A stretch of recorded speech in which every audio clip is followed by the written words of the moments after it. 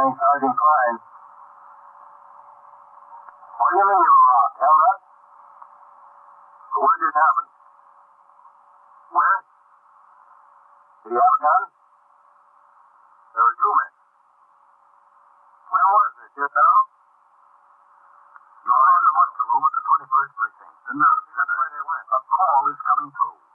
You will follow the action taken pursuant to that call from this minute until the final report is written in the 124 room at the 21st Precinct. Where are you calling from? Where? On what floor is that? All right. You take the elevator back downstairs. The officers will be right there. They'll be right there. You just wait. Yes, ma'am. 21st Precinct. It's just lines on a map of the city of New York. Most of the 173,000 people wedged into the 9/10 of a square mile between Fifth Avenue and the East River wouldn't know if you asked them that they lived or worked in the 21st. Whether they know it or not, the security of their persons, their homes, and their property is my job. My job and the job of the 160 patrolmen, 11 sergeants, and 4 lieutenants of whom I'm the boss. My name is Kennelly, Frank Kennelly. I'm captain in command of the 21st. What makes a city? Not buildings, not subways, not business. People make a city. From dawn to midnight, from midnight to dawn, the rich and the poor and the good and the bad pour their lives together and stir up the city. As in the 21st, sometime in a way you'd least expect. I was working my 8 a.m. to 6 p.m. tour. It had started to rain during the night, and it was still raining at 1:15 p.m. when I came out of the luncheon meeting of the Lenox Hill Lions Club, at which I spoke on the problems of juvenile delinquency. From the lobby of the hotel, I rang in. Sergeant Klein on TS told me everything was quiet. I instructed him to send a car for me. When it came, I had the operator, Patrolman Farrell, drive me to the New Era Theater, a movie house on First Avenue. I went into the lobby and was told by the manager that Mr. Crows could be found at the back of the theater near the candy stand. I saw him in the dim light, and I walked over. A cartoon was on the screen.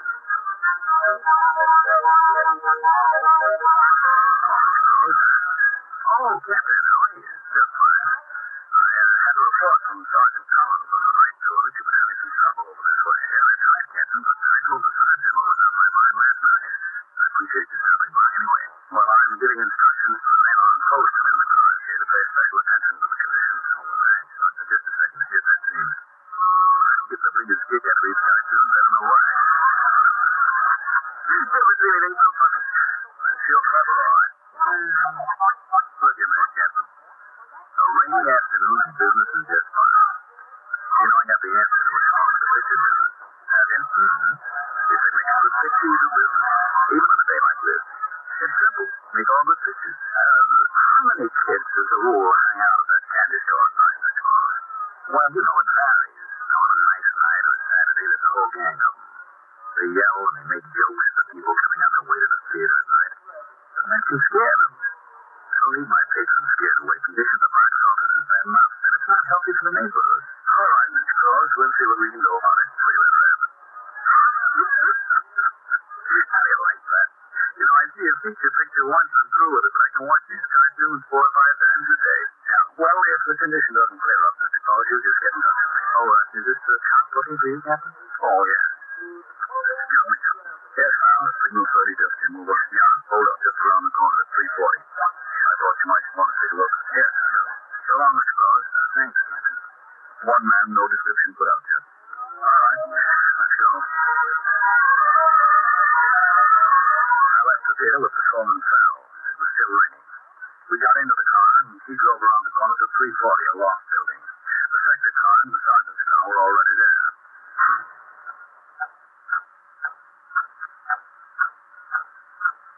Sergeant Burns had posted his operator at the front door of the building to keep the curious out of the lobby.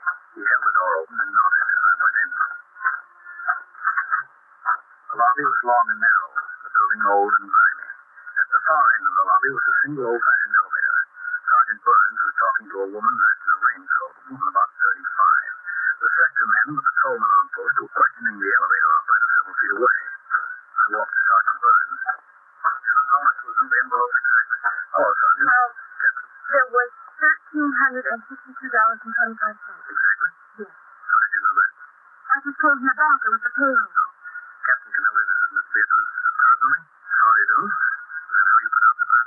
Yes, that's right.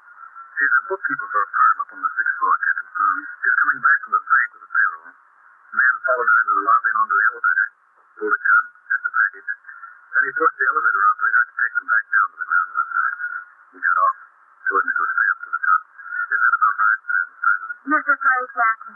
Did you get a description, Sergeant? Yes, sir, as good as they could give me. I didn't remember much. I honestly didn't. I could only look at that gun. That's all I could see. The elevator operator's not so good as the English. I called PS, gave him the best description we could get. Good. What kind of company is it she works for? Well, it's a place that makes optical lenses, for eyeglasses. Yeah. It's such a small company, about 14 to 15 men working in the shop and myself in the office with the boss, that's all. That was the whole payroll, $1,362.25, the whole payroll for a week. Where's your boss? Did you tell him about it? I sat up on the floor to call the police. He's not there. He's out selling. He's usually in the shop in the morning and he goes out seeing customers in the afternoon. How long have you been employed there, Miss Parazoni? Almost 10 years, between 9 and 10. You never had anything like this happen before, did you? Oh, no, nothing like this at all, never. Well, it's 5 minutes after 3 now, Miss Parazoni. What time did you leave the office for the bank? Well, it was just about 2 o'clock. On payday, I usually work all morning until I got the payroll finished, and then I went out to check, and the boss signs it before he leaves to call on customers. I had to check, and I went out to lunch. And then I was going to the bank right before it closed to come back here in time to make up the payroll for when the men go home. You follow this pattern pretty much every week? What do you mean? Well, I mean, you pay on the same day every week? Oh, yeah. And do you go to the bank just about the same time? Yes, they're usually right before it closes. Oh, Sergeant, you ought to have the sector car get back on patrol. We don't need them here anymore. Yes, sir, Captain. All right, Ryan. I really ought to be getting upstairs and back to work, Captain. I don't know what I'm going to do about the payroll today. I don't know where I can reach the boss. The bank is closed. It'll be a shame for the men to go home without their money. Could I go upstairs now see if I can get it straightened out? Well, the detectives will be here any minute, Miss Parazoni. They'll want to talk to you. I think you ought to wait down here until they come.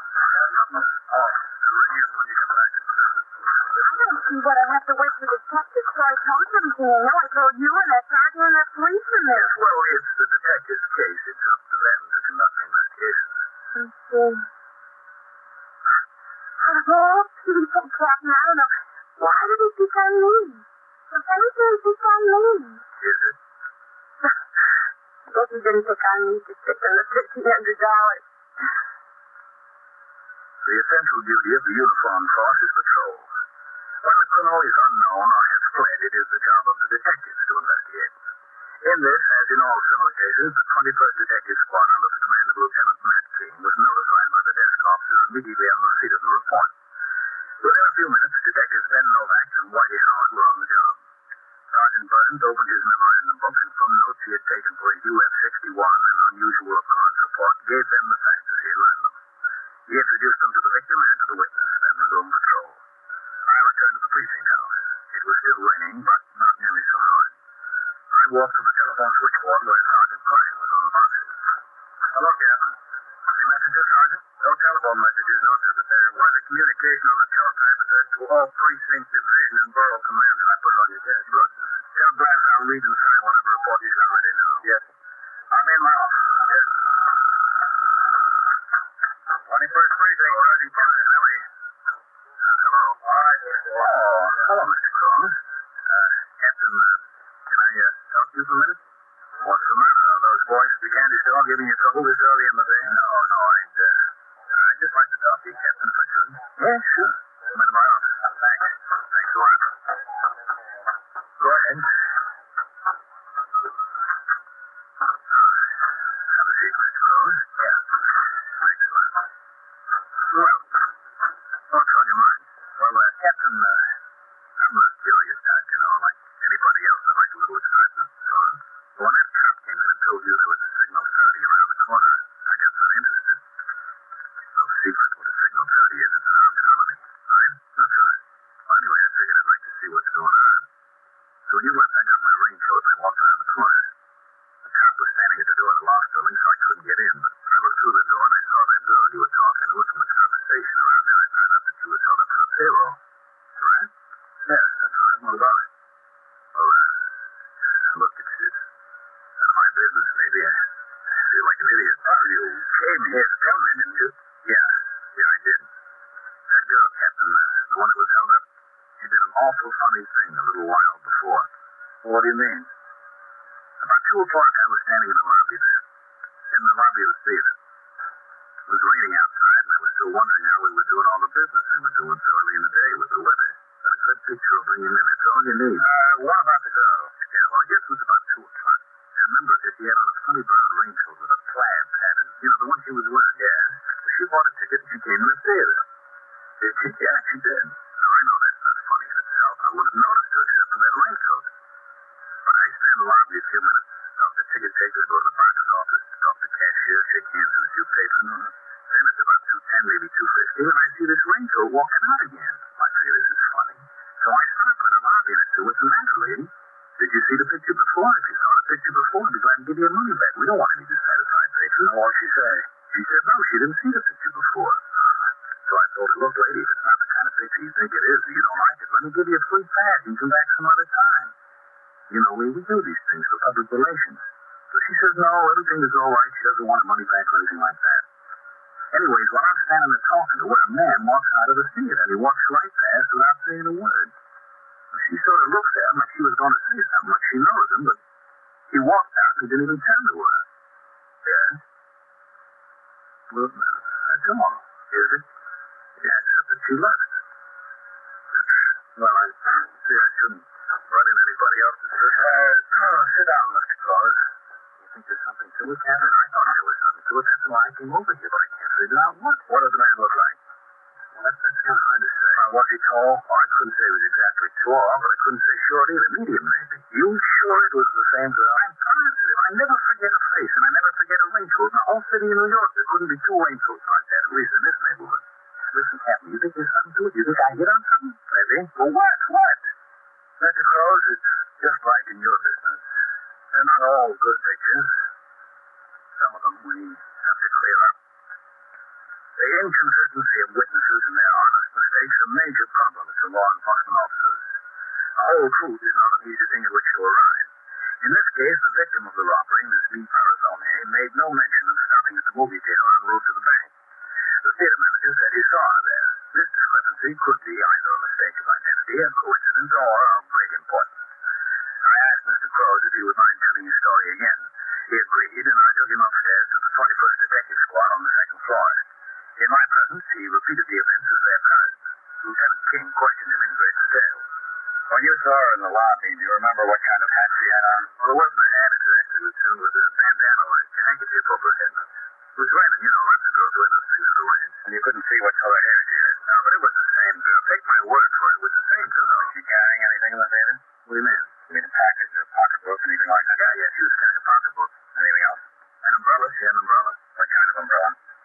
What do you mean, what kind of umbrella? What color was it? What kind of handle did it have? Oh, I don't remember those things, Lieutenant. I didn't take that much notice of it. When you looked through the door at the building and you saw her standing there talking to me, Mr. Crows, did she have the umbrella in her hand then? Well, I don't remember seeing it, Captain. Maybe she put it down someplace. I don't remember. She might have had it. Mm-hmm. All right, Mr. Crows. Thanks a lot. Okay. I don't know. Maybe I'm just shooting my mouth off. I don't even know what it all means. Probably just wasting your time and my time, too. What am I doing here? I should be over there thinking of ways to promote that strip I've got opening on Monday. You're not wasting our time, Mr. Crows. We've got to consider every angle. Well, that's what I figured. Oh, thanks a lot, Mr. Crows. All right. We'll keep an eye on that candy store. I appreciate that, Captain. All right. Then know that. Yes, sir. Come in here a minute, William. Yes, sir. What do you think, man? Well, could have had a good reason for stopping in the movie. It was her. Yes, Lieutenant. Shut the door, William.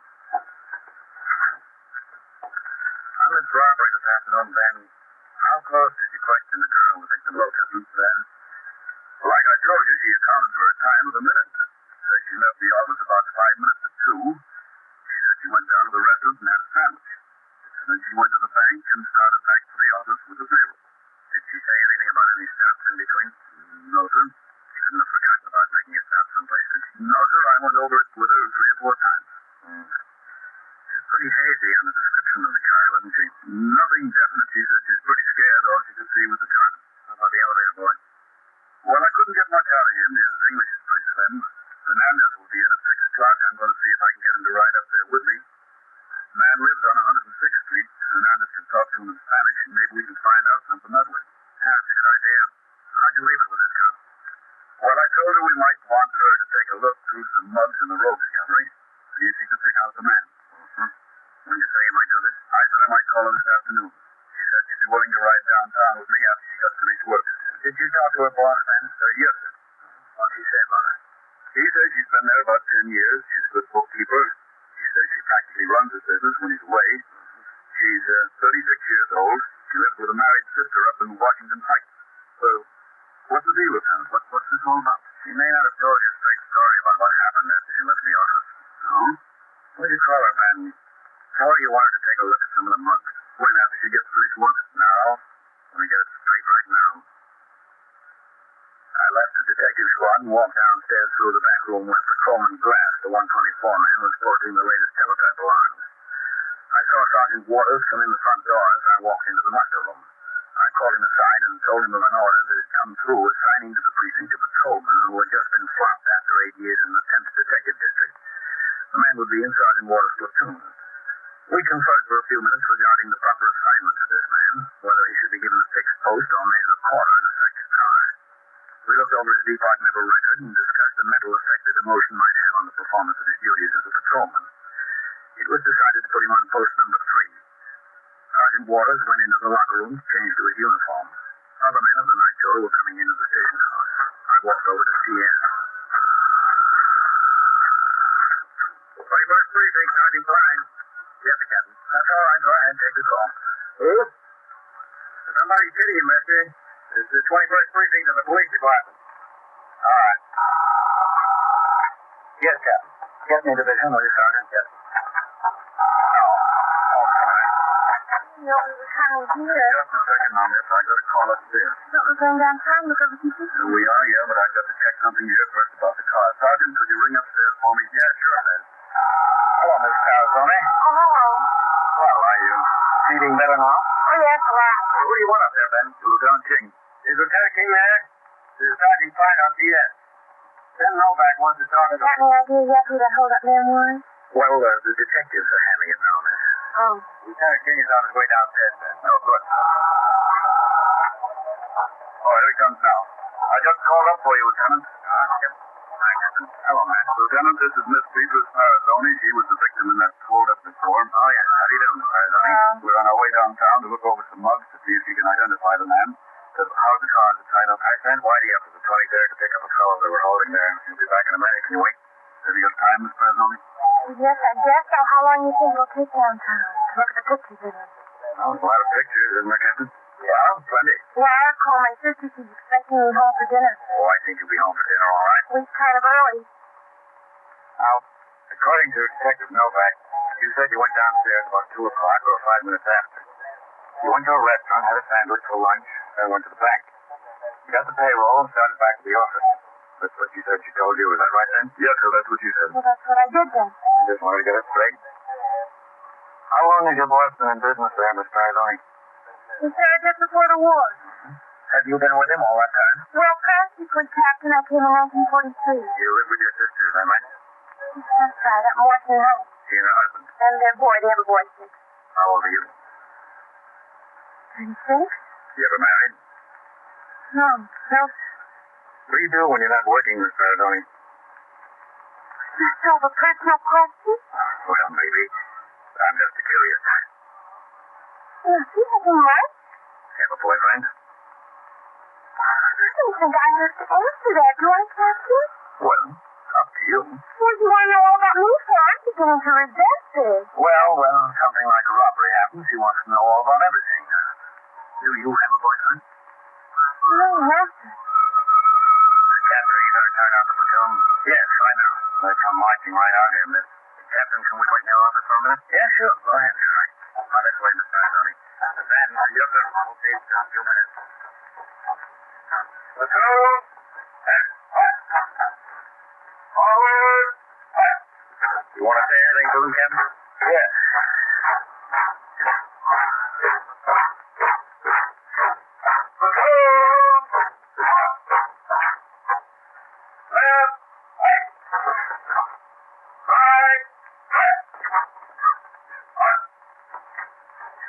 Second platoon. Your inspector, sir.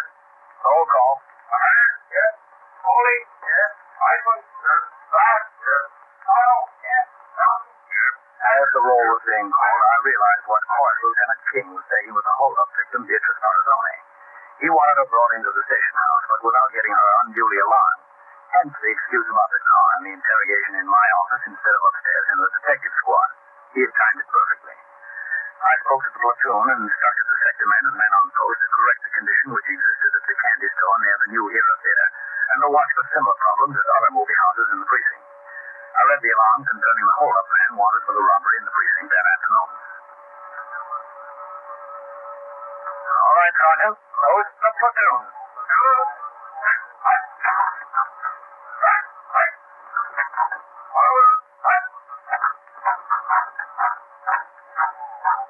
I'll be in my office, Sergeant. Yes.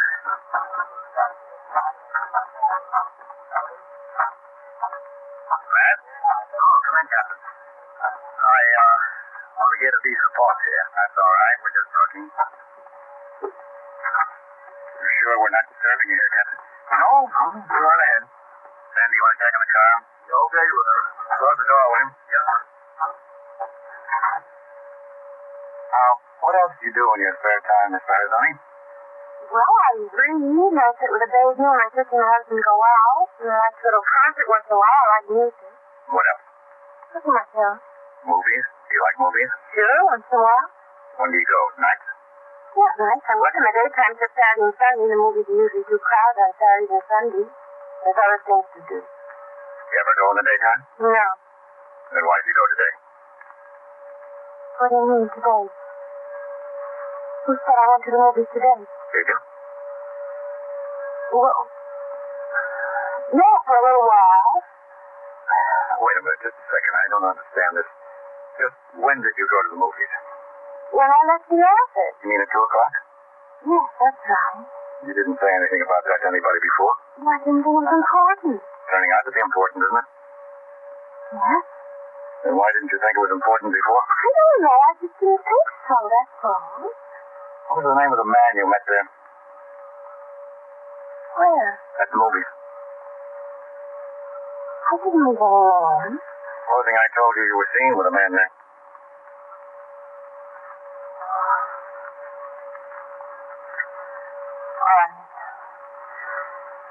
I knew you'd find out. He said you wouldn't, but I knew you'd find out. Sure. We find out everything, don't we, Captain? Most of it. I didn't want to do it. I really didn't. I was afraid, and it wasn't right. I didn't want to do it, but he said it wouldn't hurt my boss or me, only the insurance company. Nobody would find out about it. He was wrong, wasn't he? Yes, he was wrong. Why did you meet him in the theater? He wanted me to tell him how much was in the payroll. What's his name? That girl. Oh, how you can get fooled. Sure can get fooled. He sounded so nice when I first met him. Where was that? On my vacation in the mountains. Where, at the hotel? Yes, that's right. I took my 2 weeks my way. I couldn't expect to meet anyone. All I wanted to do was get a little country air, a little fun time, that's all. He was there, and we danced, and we were boating, and we swam together.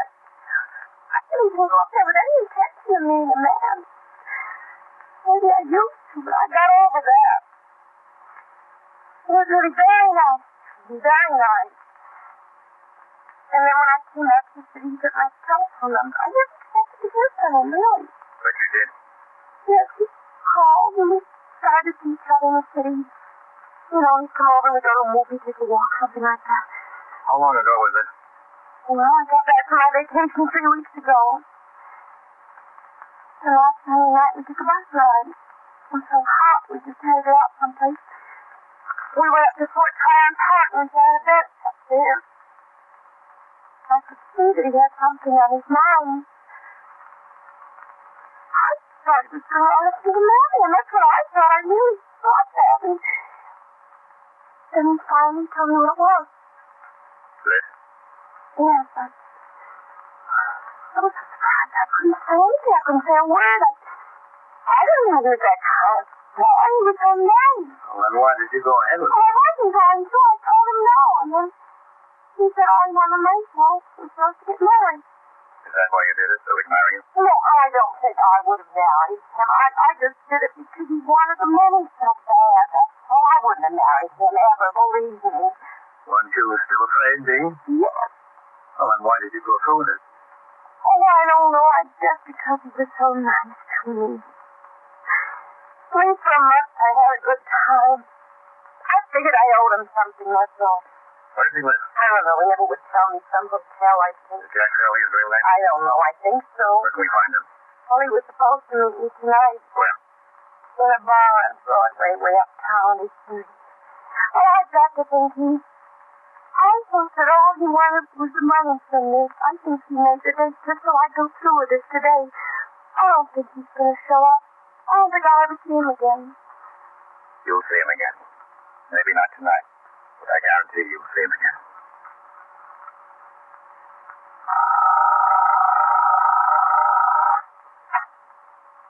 21st Precinct, Sergeant Klein. Who's dead? Who? She was killed. How? Where is it? Where? 88 East what? East 70. Who is this calling? What's your name? North what? All right. Just stay right where you are. The officers will be there right away. Yeah, right away. Oh, don't worry about it. Take care of it. Around the clock, through the week, every day, every year. The police precinct in the city of New York is a flesh and blood merry-go-round. Anyone can catch the brass ring, or the brass ring can catch anyone. 21st Precinct, a factual account of the way the police work in the world's largest city, is presented with the official cooperation of the Patrolmen's Benevolent Association, an organization of more than 20,000 members of the Police Department, City of New York. Everett Sloan in the role of Captain Kennelly, Ken Lynch as Lieutenant King. Featured in tonight's cast were Elspeth Eric, Randall Kramer, Wendell Holmes, Bill Smith, and Blossom Derby. Written and directed by Stanley Niss. Produced for CBS Radio by John I.